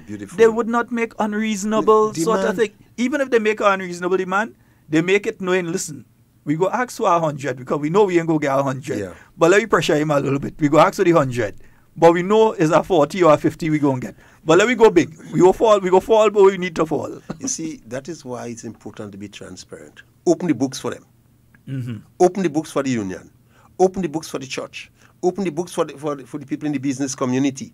You understand? The NGOs. Yeah, this is what we're making. We don't have it. It's either we perish together or we survive together. Mm-hmm. And Dr. Mitch was plain and honest and opened the books for them. And they saw the books, the figures can't hide. Mm-hmm. You know, it's up to you. And every month without fail, every month without fail, you had that meeting with the social partners. You see what happened with the other Caribbean country will follow the Grenada model. And somehow I expect people in NDC to give us a thumb up and say, hey, at least we're getting it right. But yet them men still want to, they don't want NNP to get the credit. Of course, but Grenada, what is good for Grenada, forget about NNP, forget about Dr. Mitchell, but it is good for the country. Because I don't want the country to mortgage my children's future. Mm-hmm. Come on, you don't want that. You don't want, when I dead and go on, my child is saddled with $40,000 debt. Who want that? Mm-hmm. Who want that? And what interesting, we pass laws preventing us from spending wild, useless, wasting money, so we don't go back. We don't go back there again. But what about what has been taking place recently with the statements being made by certain individuals trying to create a confusion between the teachers' union and the government, and unions in general and the government? We know Labour Day coming up. Yeah. We know they want to see a bunch of people jumping on the streets, Yeah. placards, government must go, that sort of thing. They want to see the biggest Labour Day ever attacking government. We owe them anything. We pay everything. We pay what we have to over, pay. over 100 million. We pay all what they ask. And we signed to pay for next year already, yeah? What is it they ask for and we don't give them? The pension? And that, I think the tacit agreement has already been made by most of the unions in relation to that particular issue, as well as to the way forward.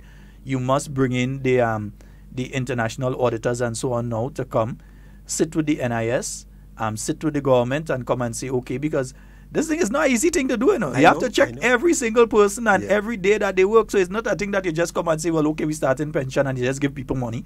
But you have to come and say, well, okay, because I think it's 70% of what the salary used to be is what they would have to start to receive on a monthly basis, plus back payments and so on. And it will have to be done in a staggered manner, most likely. So it's not an easy thing. Those who died? The estate still have to get it. The estate have to get it? The estate still have to get it, even if they die. We're going towards the will. Yeah. So even if the person has died. So, and that has to be done for all the workers. All the workers that gone already there, that has to be done for them. I think they will run out of issue. I don't see what issue they made. The workers will come and make noise about, because I think the government... I think they will still talk about pension. Well, pension might be. I think they will still talk about pension until they actually start to see issue with them. Not as far as I know. Until they actually start to see the payments in their account, they're going to continue to talk about the pension. They're going to continue to talk about it. And I think that we're closer than we have ever been to them starting to receive their money. Yeah, and I think that is what a lot of them feel good about. And they know that, look, we're at a stage right now that anytime from now, once this process is completed between the NIS and the government and the union, because the unions must be kept in the loop. That's why you have the social partners thing again too. The unions must be kept in the loop as what is the financial situation and so on. And once that process is complete and these people start to receive their pension, I mean, it's going to be amazing. It's going to be, I think the standard of living of a lot of the people who have for years given to the government, years given to the people of Grenada, whether it's a ex-policeman, or an ex-nurse, or ex-worker in the hospital, an ex-teacher, whoever it is that has given their service, and you'll be able to improve the standard of living of all of these people when they start to receive their payments and so. The reward. Not that they receive no payments, no, there is a pension, now you get your little something from the NIS, but to give you a proper pension, 70% of what your salary used to be What is on a nice, monthly basis. I think the election campaign, I think the Prime Minister said that the old-age pension, I think he want to increase it by $100. I think 100 or something he said, yeah. If the fiscal space allows by June.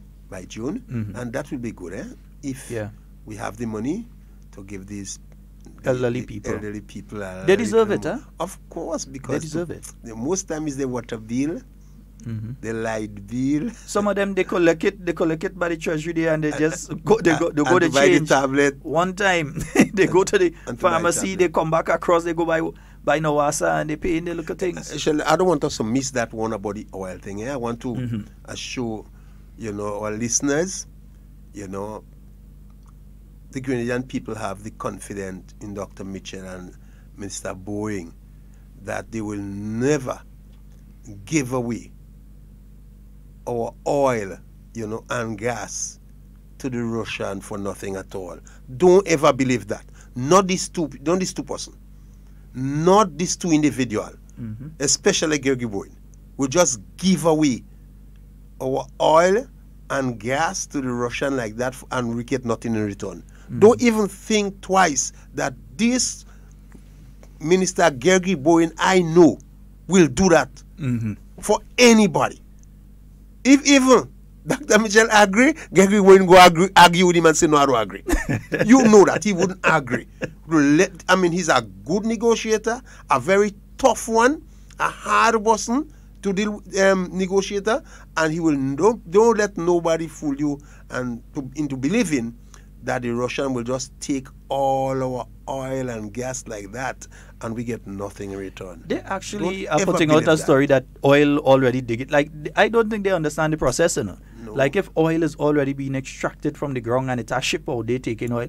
It's just and this is something you could Google easy and find out about. But what I want to say to the general public as well, though, is that the University of Trinidad and Tobago is offering several courses right now in the petroleum industry, because we don't want a situation where the industry starts up, and then the first line of people we have is a set of Trinidadians, a set of guys from Texas, a set of guys from the UK come and take up all the senior and management positions and even the mid-level positions, and the Grenadians just come in as the pipe fitters and the little pilot just to bring the boat and those other positions, while the upper level positions are people from other places. So the University of Trinidad and Tobago, it starts in September. They are offering courses right now in various aspects of the petroleum industry. And I think those of you that should sign up. I think the date for signing up has passed. But knowing Dr. Mitchell as I know Dr. Mitchell, knowing Honorable Gregory Boeing as I know Honorable Gregory Boeing and the new National Party team, and knowing Pedro, I'm sure they're going to negotiate so that we can get some people into the University of Trinidad and Tobago in that petroleum production course. There are various aspects to it, from drilling up to management and so on, so that we can get some people into those courses, so that those people would be back here in time to be able to be part of the entire process. We have to be proud of the government and the speed at which, this government move on to this oil thing. Because it was there, nobody doing nothing much, and longer we wait is worse, because very soon we're moving away from this from oil and gas. So whatever money we could get from it now, make maximum use of it. We got a country to build, we got roads to build, we got sidewalk, we got people to educate, we got, we have use for the money.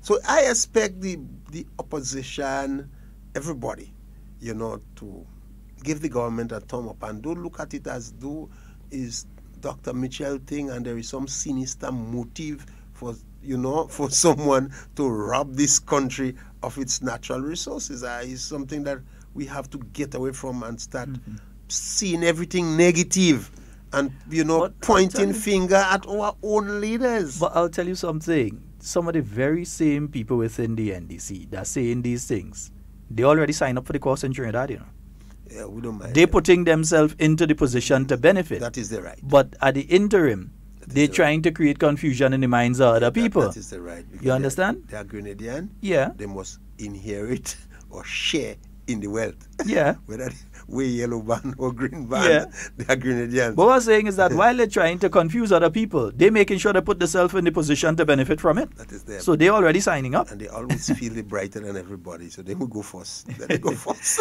KB, I have a question from Depot online here. He's saying, ask KB. He said, you know, he's a ground up. So he's saying, ask KB if he heard of a new party in the makings.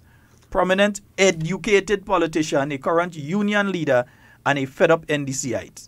He say he hear that. He don't want to spread rumors, but he said he don't know if you hear that. He's seeking enlightenment. I heard so. Even some of them come from abroad when they come to organize that new party.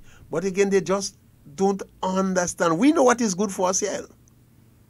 You could stay America, England, Canada, and form your party. When you come here, you have to adapt and understand our people for you to be successful. If you want to stay on cloud nine and feel you could hand down decision for the Grenadian people and fail to cultivate relationship with them to understand, joke they making, I'll give you a story. When I was a member in the NDC spent years on Dr. Mitchell's character. Years. And they spend little time on Tillman Thomas' personal character. So all they focus on Dr. Mitchell's character. Very little time on Tillman Thomas' character. So when they took office, the Tillman Thomas they knew out of power was a different Tillman Thomas when he in power. Different. So a few of them said to me, KB, had you told us that was the kind of leadership we were going to get while we were in opposition, we was going to hold you in your throat. I say, so he is all the time. He never changed. You never studied him. The Tillman Thomas that behaving now in power, that's how I know him all the time. You can't change him after 60. You spend too much time on Dr. Mitchell's character and very little time on your own leader, personal character. So he don't know you all, or you all don't know him. So you all don't know whether to run, whether to stand up, whether to fight him, whether to settle with him. You all was at a dilemma. And that is the problem. These people who come from abroad and say they form in party, when they come in Grenada, they go meet a different. Its situation will, the environment will different. Different people, they think different. You have to grow here and understand the Grenadian psyche. Understand the NNPite, understand the NDCite for you to be successful. So let them come with a party, they're getting same vote. 0, 0, 9, 10, lot of vote. Let's take a call. Good morning. Yeah, good morning, Sheldon. Good morning, KB. Good morning. How are you? Not bad at all. KB, and Sheldon, here's something. Men learn from the mistake, eh? And when you have Kem Jones as the spokesperson for NDC, speaking all this venom against Grenadian people, hatred, trying to destroy people, right? And you have the NDC executive members sitting down there, sitting in bed with him. How could they grow? How could they win an election? Because the Grenadian people know and they understand politics, right? The politics today, not like politics in 1970 something, where you could have bribe people. The people are going to be very knowledgeable and they know people who cares about them and people who seek their interests, right? And when you have a leader, right, like Nazenberg in NDC, which you have a man, the spokesperson, they're saying things, and he does disassociating himself with him. That means accepting what he's saying. He's pulling down and destroying. As Brother Sheldon CKV, when NDC lost at the election some 3 weeks back, in the 13th of March, they would have blamed people, right? And they blame things for them losing that election. But once you lose an election and you want to blame other things for you losing the election, and they're looking at the real issue why you lost the election, you're going to always be in the same always getting the same result. When you lose, you should go back to the drawing board, reflect, and see where you're gone wrong. And so they could change the ways of how to operate. And I always say, Brother KB and Sheldon, You look at your mistake and you look for where you're going wrong and you learn from your mistake and try to do better. And once you want to continue with this same attitude, this negative attitude with the Grenadian people, the end result will be the same. Keep your brother Sheldon. Alright? So brother Sheldon and keep you all have a wonderful day. Thank you. Thank Sheldon, you. that caller is so correct. So correct. You know? They had to look within themselves. Find out what we say. What we did wrong. You understand? We attacked the Prime Minister Aguilera too much and we didn't focus on a message. We cursed Dr. Mitchell too much. Why we didn't focus on a message? You know? But look they have to ask themselves that question. But look, as I said, the NDC has to continue. And even if we look just at the period 2008 to 2013, the NDC, by and large, has to continue running away from their record. And the New National Party can run on their record. You look at healthcare and you ask yourself, whole election, and Peters don't show a face. No, she can't. She don't touch a microphone on a radio or TV station. She had it with them. She don't go out to a single political meeting. You don't see a picture of her. You don't see her no way. She don't come around. She passionate about helping. And you can't blame her for what took place in healthcare. No. Because if she was provided the tools to do the job, she could have do the job. Because she's very passionate, you know. But she was not provided the tools. So what you end up having, a person who is so passionate about health, a person who is so passionate about Grenada on a whole, ended up with a situation where she didn't have plaster of Paris in the hospital as the minister. That mental patients couldn't get medication. That you had an ambulance park up in Maribo because it didn't have a battery. And at a time, tires. And she was the Minister of Health when this thing was taking place. She should have been there to defend the record. But that is saying she couldn't come out because there was no record to defend. But these are the same people and you realize they're trying to use the NNP playbook now. So NNP spoke about healthcare and then we brought out the people. We had a march and then we went and we delivered stuff up to the General Hospital. Yeah. So now you see they're running now. They say, oh, it are no gloves. So they start the story, it are no gloves. Then they go and they get gloves and they give.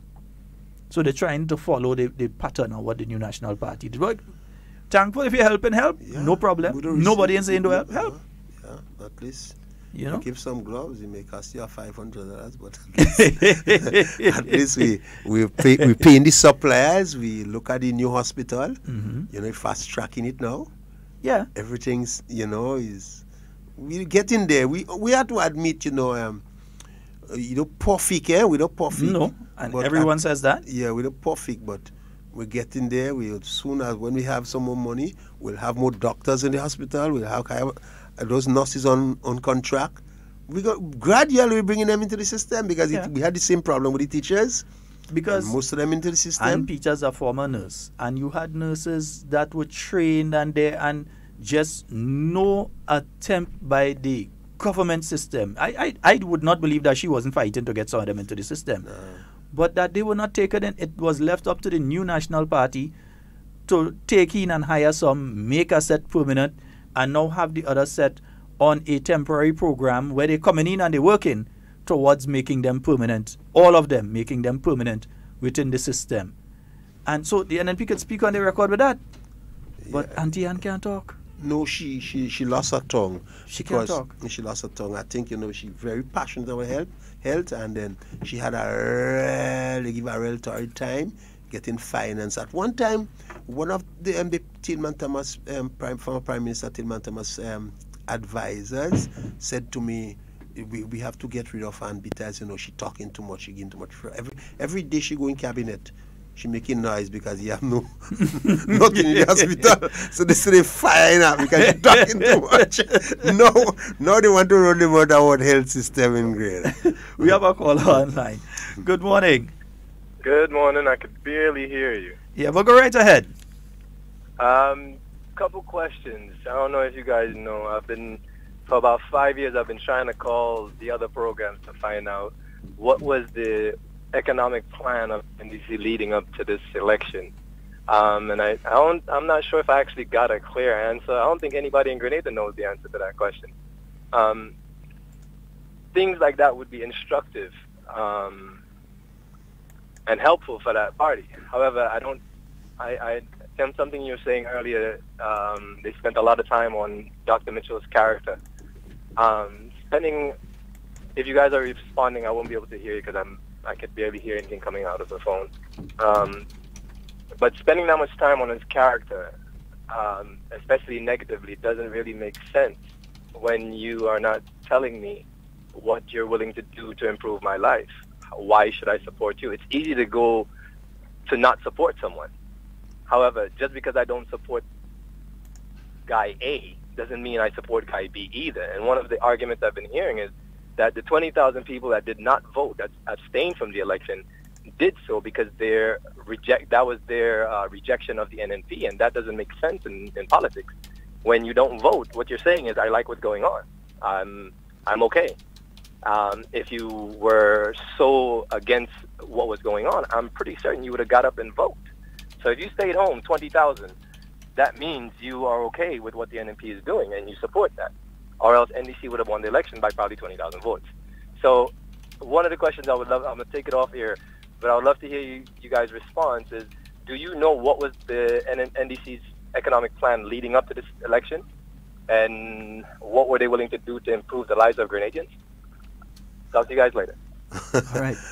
I don't know. All I know, I have no idea. I know all Brother Naz wanted to do is to maintain the status quo. That's all I could tell you.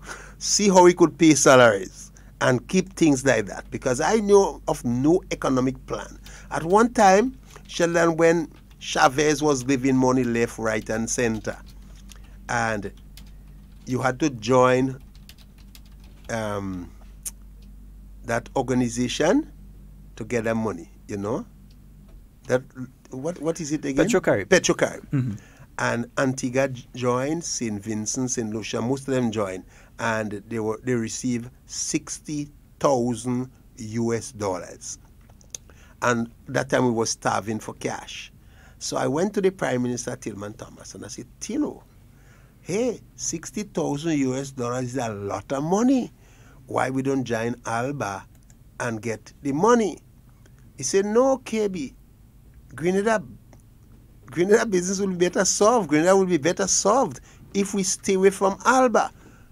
I said, but we can't pay salaries. We can't buy medication for the hospital. Antigua take the money and the sky don't fall. St. Vincent take it, the sky don't fall. St. Lucia take it, the sky don't fall. Why refuse it? He said, no, KB. Grenada interest will be better solved if we refuse the money. So I went to Nazimbock. I said, Nazimbock, $60 million US is a lot of money. How dare? Doesn't turn around and tell me, KB, I agree with Tillman. Don't take the money. So I said, Lord. So we were having a discussion, and someone said, well, I hope when we cannot pay salaries, the church pay. Because not only Alba, we don't take the money from Zublin because of the casino. So I hope when we can't pay, they pay. And it's happened like that. We couldn't pay, they refuse the money. And look, Antigua don't have to pay back that $60 million. That all of them get that free. Chavez was giving money. And they stay without. To understand these people's economic policy, I don't know if they had an economic policy. Because what I know is that whatever policy they have is a kind of cooking zombie policy, because you can't be sell out all what you have. You know how cooking zombie operates. You beg when you can't beg. You borrow. When nobody borrowing you again, you're taking what other people have and sell to maintain a habit that are good for you. That is why they start selling property that wasn't even belong to the government and embarrass us. That is how cocaine zombie behave. You cannot, as a finance minister, and say, well, you got 3 degrees, and people saying you're bright as paint, and at the end of the day, you can't pay salaries. You have to sell state, properties, to pay salaries, and feel that the Grenadian people would not look at that and punish you for it. And the punishment, that's why there are multiple of, factor responsible for the NDC getting blows. Not only they didn't have a message, also, as the guy right, the poor economic policy, the way they handle the country, people, it remains, it's still fresh in people's mind. It's not only they didn't have a message to sell, they didn't have the right message, but the way they govern the country is still fresh in people's mind. Let me ask you this question outside of all of that, because I don't think we've had that conversation since the swearing in of the ministers. What do you think about the composition of the new cabinet, including the new ministries and so on? I know St. Andrew heavy, Yes. St. Andrew heavy. Education, housing, agriculture, and youth development. St. Andrew heavy. Between and Sheldon is the first time I've seen it so balanced and evenly distributed. Normally, whenever a prime minister picks his cabinet, you got internal grumbling. This one say, oh, Sister Emo should get that, Miss Bean should get that, how you could leave out this one. You understand? And your supporters feel kind of marginalized. Not this wrong. Like everybody satisfied with what their representative or the candidate receive. Yes. On the ground in Grenville in the market, I haven't heard anybody, any complaint or any kind of dissatisfaction of how the prime minister picked this cabinet. I've seen different cabinets before, even with the shuffles and so on. But I have to say, and I'll continue to say it, Dr. Mitchell took time. That's why he didn't rush it. Antigua had election one day, and they swear in the prime minister the next morning, and the next afternoon they swear in the cabinet, the next day after election. But Dr. Mitchell took his time, and he composed a cabinet. I think he looked at people's strengths, and he gave them the opportunity to use their strengths to empower others. And also to give some people the opportunity to learn in new departments and so on. So you have Sister Emlyn Pierre in education. And brother, Sister Emlyn Pierre in an area like education as a former teacher, but not just as a former teacher, as a person that we know loves youth and education. So she's in a position right now where she can influence change in the society through education. Sister Pamela Moses, and I continue to say, in my little mind, KB, that portfolio that Sister Pamela Moses holds is one of the most important portfolios in the government. When you're speaking about skills development and training, because you're speaking there about the people who are going and get ready for the oil and gas industry to make sure that Grenada benefit from it through Grenadian people working in it.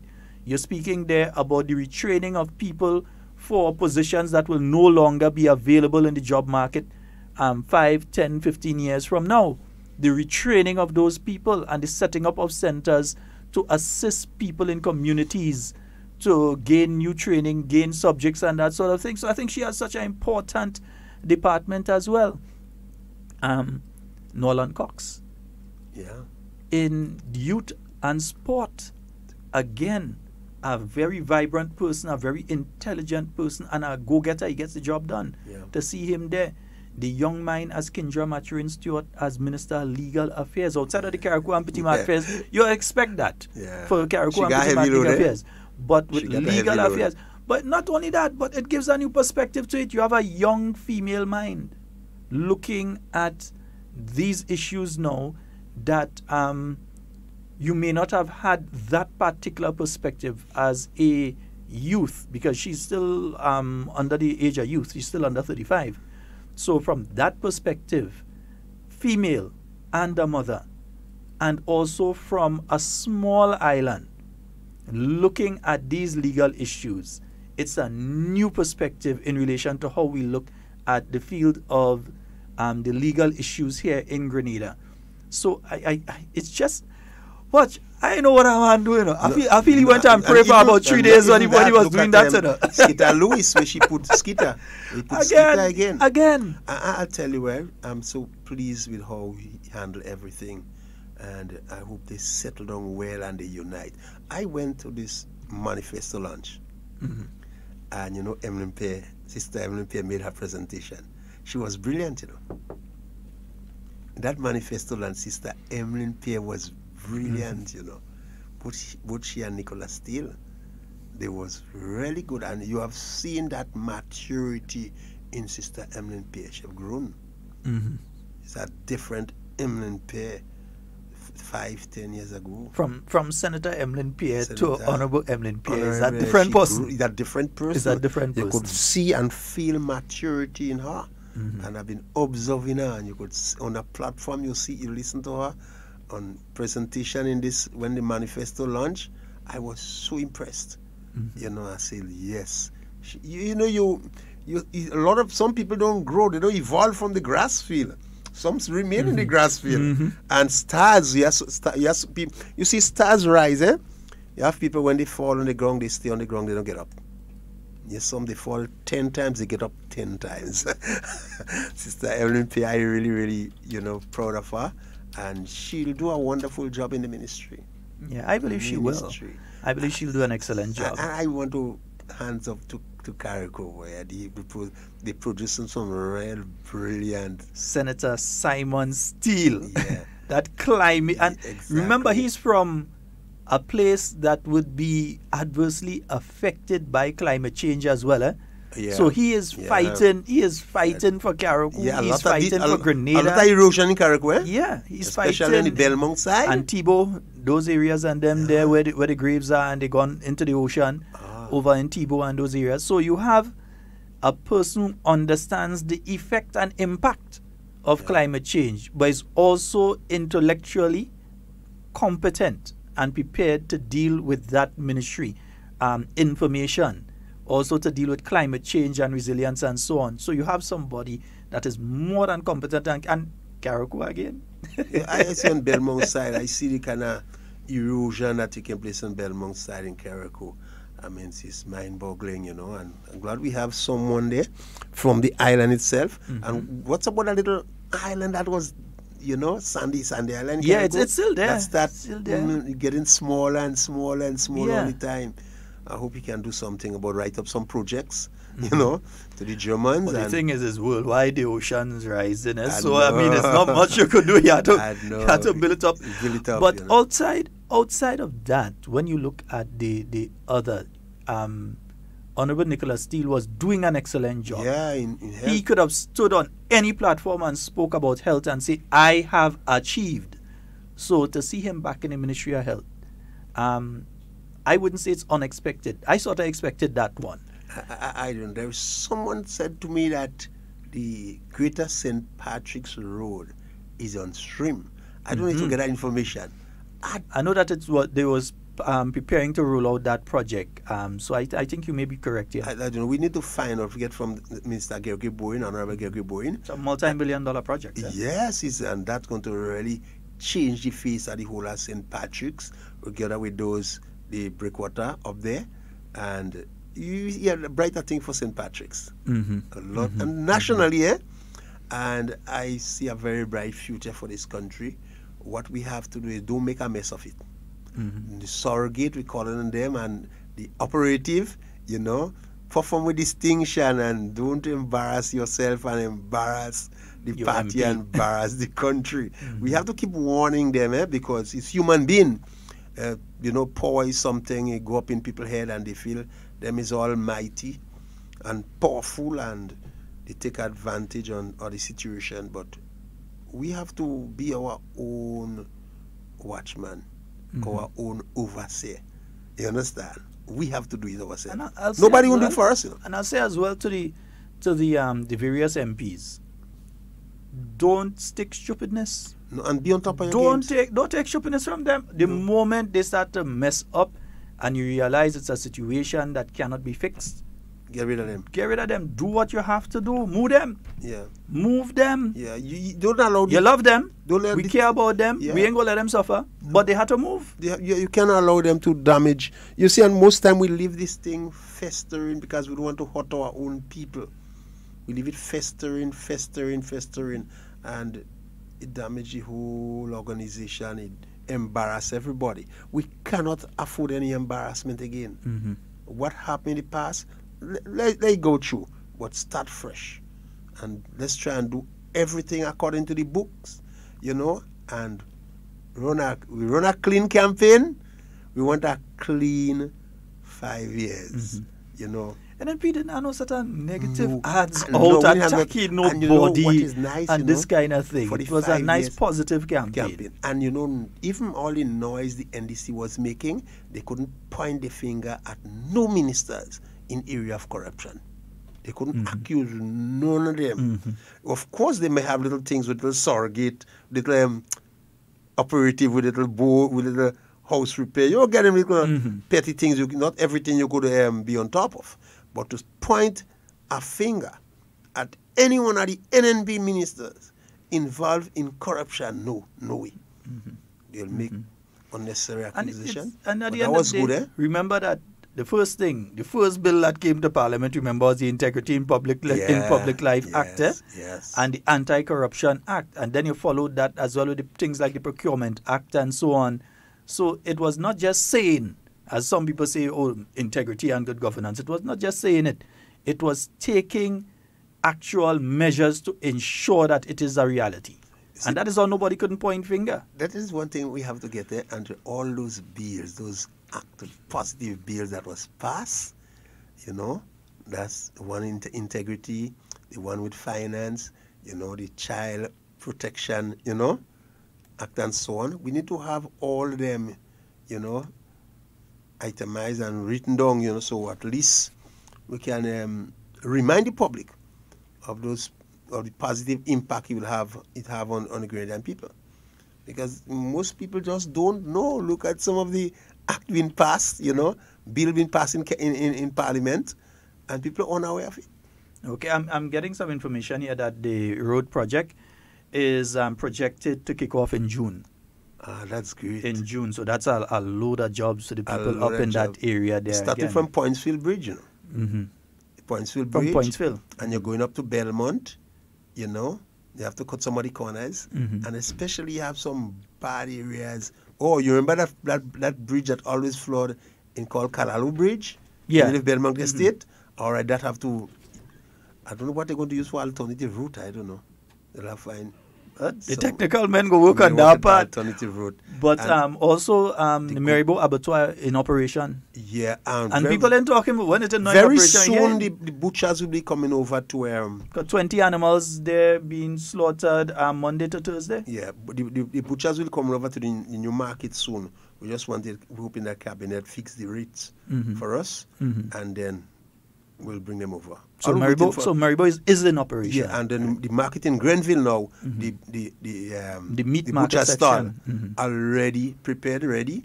But just the price the butchers had to pay for using the stall, Cabinet had to fix that. Okay. So because they was operating on the old rate, now we have a new rate, and I hope we'll get it soon, and then we'll have everything ready. But we also have being completed very, very, very soon, right over there, the Parliament building. I saw it. It looked like the White House. Man, KB, you should see this thing when it's nighttime. You're coming across the Kirani James Boulevard, and you see this thing on the hill, and you see how it's lit. Or you in the Richmond Hill area or somewhere there, and you seeing how this thing is lit and so, and how beautiful it looks. Amazing piece of architecture, Grenadian architecture, amazing piece. I agree with you. It's beautiful. What I like, and if you think the outside nice, KB, go and take a look on the inside. It will be in operation this month, I believe. The first Parliament will be sitting there. I'm hoping. I think they're working towards that. Yeah. So I believe we will be seeing the first Parliament taking place. The opening of Parliament, because you must have the official opening of Parliament. So that, as well as the sittings from now on, will be taking place there. Yeah, two other residents that I'd like to see us, deal with is the Governor General resident and the Prime Minister resident. I just find the Prime Minister resident too kind of dilapidated, prestigious enough. You had a proper place for the Prime Minister to live in, and also the Governor General. That our state building supposed to be on at least at a very high standard. Yeah. Well, one by one, we get the One Parliament by building. one, let's see where we get Parliament so building, let me see what else coming get so, up. get so because we grew well with the hospital, we did well with the stadium, we had some good Projects building, that came projects up. around, and I'm glad that project coming up for St. Patrick's, because we have some bridges in Mount Rich. I mean, if you look at them, they'll You're frightened just to watch it? or you can't even watch below them. It's frightening, frightening. So they have to make alternative route. Yeah. Build one at a time, and we get in there at least. All right, folks, that's all the time we have for the KB. Any final words to the listeners out there? I mean, just have patience. Our parliamentarian will take time to settle, give them the time to settle, and there is no doubt our party is a people's party, and we look for everybody. And I want to advise you all, don't upset with anybody you see have green band on the hand. Don't upset with anybody you see have yellow band on the hand. That is the right. That is the right. People proud of their party, they're proud of their yellow party, you proud of your green party. And you go into the market, you want vegetables, don't choose. You see somebody with a green band or a yellow band, purchase for them. They are Grenadians. They are Grenadians. We cannot, that's what we are. We have our political side election done. We campaigning finished. We have to settle down and live a normal life and see the NDC as your brother. NDC, make sure you look at the NNP as your brother. Don't see them as your enemy. And NDC, don't make the poor and vulnerable your enemy. They are your friends. They are your brothers. Folks, that's all the time we have for Hard Talk today. We'd like to thank KB for joining us in studio. I've been flying solo all week, so it's good to have somebody to interact with in studio. So we'd like to thank KB for coming in with us. And in whatever you say, whatever you do, do it safe and secure. We want to be speaking to and with you and not about you. We love each and every one of you unconditionally. Thank you. Do in 30 minutes. You could be on one of our 45 black and white sand beaches, or perched atop a lush mountainside admiring our stunning coastline, or slicing the Caribbean Sea on a traditionally built sloop, or adventuring off the beaten path, or hanging out with our underwater sculptures, or do nothing at all. Whatever you choose, an amazing vacation is only 30 minutes away in Grenada. Visit www.puregrenada.com.